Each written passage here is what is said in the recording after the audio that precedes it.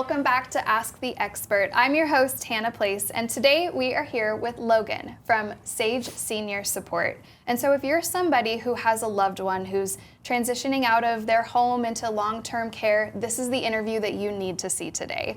Logan, thank you so much for being here. Thank you for having me. I know that you actually have a personal story with having a loved one who needed a transition. Can you tell us more about that? Sure, absolutely.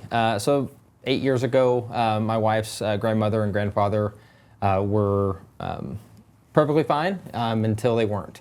And so grandfather ended up with early onset dementia, which accelerated pretty quickly, and grandmother with cancer, and then just simply aging. So trying to be at home with my in-laws wasn't no longer an option for them. And for my in-laws, trying to both live their lives, jobs, but also take care of their adult children, or adult parents. It's challenging. And so at that time, they were looking for other options, not really sure where to go. And so one of those pieces to the equation was, hey, we need money. So we ended up, my wife and I bought their home. We moved in with the kids, and they had the money to go off and pay for care and find the best options for Mima and Papa. So. That's amazing. It sounds like you have a big heart for the families who are in those difficult situations. What are the challenges that they're facing? What are the emotions? What are they wrestling through, and how do you help address those things? Yeah, and that's the emotional part. I answer usually in two parts. It's the emotional side, but also the tangible items and all those things. So the emotional side is really it's kind of two pieces. If it's a daughter helping their aging mother or father, there's guilt involved. That's probably the heaviest part that I see is just they feel the guilt of forcing a move out of the home. Typically the senior is, they're not raising their hand, dying to get into one of these senior living communities. And so, regardless of the level of care that they need, it's just probably best. And so having those conversations early on is what I found to be the most appropriate in setting them up for success. The second half is the tangible side of, Mom, where are we going with her? Where are we going with Dad? How are we going to pay for this? The minute some of these folks get in there and see the pricing that it comes along with that, they're a little sticker shocked. In the Dallas-Fort Worth area, you can range from $3,000 to $10,000, and then go up from there depending on what type of luxury you want out of the setting. But then what are we doing with Mom's house? It's not ready for the market. We've got a lot of stuff to do. Mom's got a lot of stuff. Not necessarily stuff everywhere, but you've been in that home for 30, 40 years, and so it's their home. So those are typically the two concerns that a family has is where are we going? What are we doing? And this doesn't feel right because you are forcing in some way a move. So. And if the loved one does have a home that they own, what do you recommend they do with the home? So 90% of visits that we meet with families, they're not using my services. And I'll touch on what my services are here in a second. So I'm knowing that I'm going in there with some options. And really that comes from, again, an outdated home that I call them time capsules. They're kind of stuck in the 70s or 80s. They've got the yellow shag carpet, the wood paneling on the walls.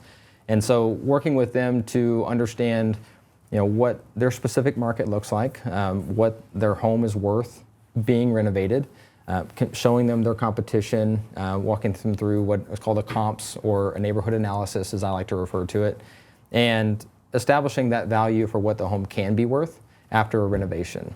Walking them through the renovation scope, item by item, penny down to the penny, and illustrating, hey, this is what I think we could go get.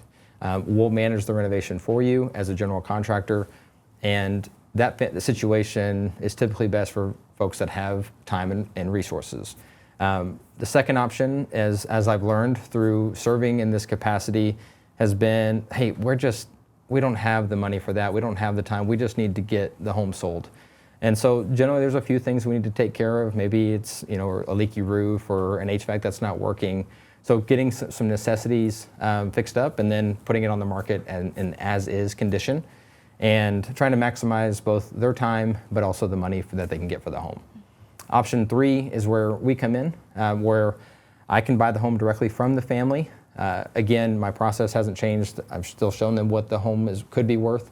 I show them the renovation scope of work, and I'm very transparent with our fee. Essentially 15% of what we try to sell it for. That's always a sticking point. Like, oh man, 400,000, you got 50,000 right off the top.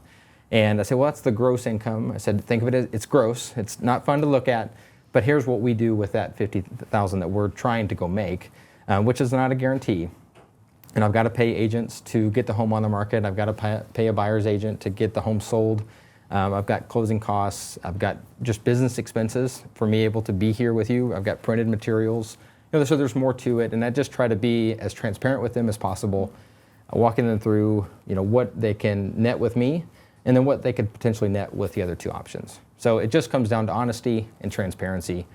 I think the biggest part of, is a stigma that has to do with my role. And I'm real estate, I'm an investor, I'm going to take advantage of the situation and lowball you.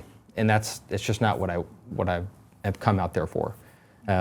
There are options, and I want to help illustrate what those paths look like in a very detailed way. That way, when I'm gone, you can make the decision for what is best for you. That's great. And it's clear that you do have different options, and you present them for what the situation is, right? Yeah. Like maybe somebody needs option A, somebody else needs option C, and you're going to hold their hand the whole time. Exactly. So yeah. what's a fun success story? I would love to hear one of your favorite stories. Yeah, so there's a couple of stories that come to mind right off the bat. We were just out of the blue. We network with a lot of different senior living communities because they are kind of the front line for when a family comes and visits to take a tour and experience what it is that this community has to offer. And so sometimes, in their discovery with a potential resident, they're going through and asking questions. And, they had moved mom and dad in actually about 6 months prior.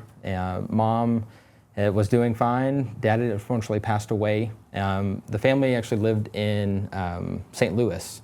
And so every time they came in town, which is 2 to 3 times a month, they were there checking on mom, but also checking on the house. And so it was a vacant home in a nice neighborhood in Plano. But like I said, that house was yellow shag carpet. That's where I reference that a lot. And they were just looking to be done.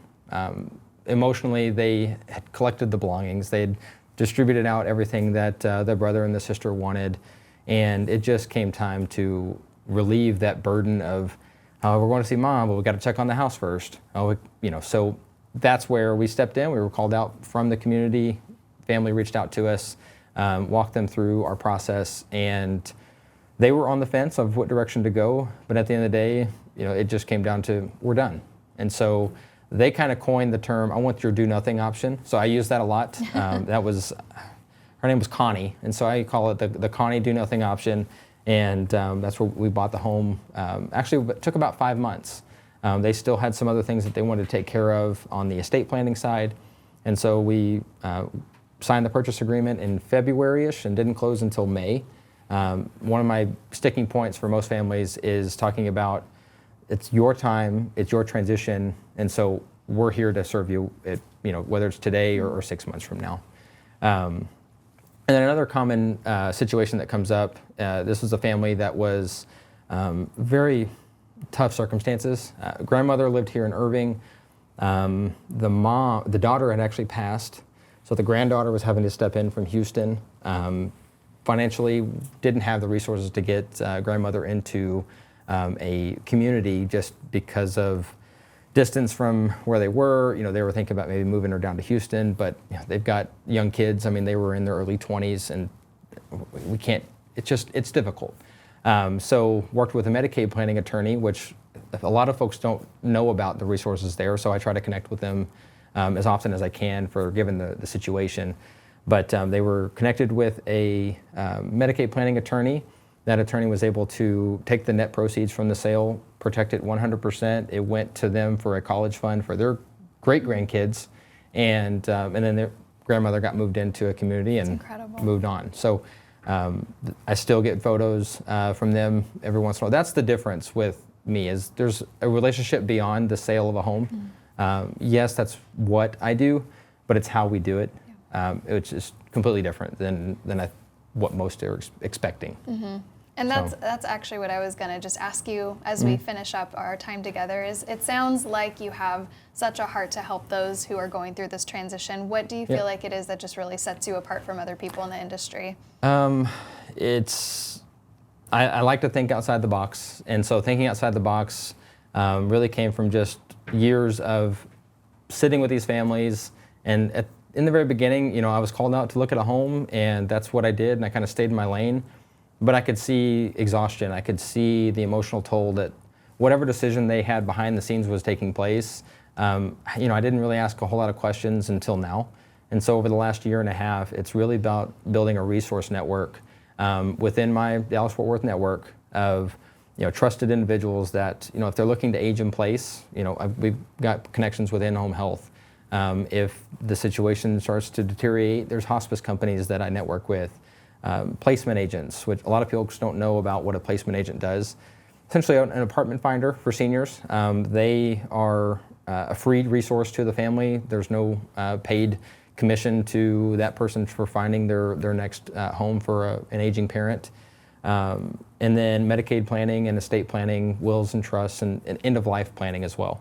So putting together a holistic approach while offering real estate services is what I think helps set us apart from the competition. That's incredible. Well, thank you so much for being here and for your time today. And if you are watching this and you have a loved one who needs to make a transition into a long-term care facility, or you just need some resources on this journey, make sure to get in touch with Logan and his team. And we will see you next time on Ask the Expert.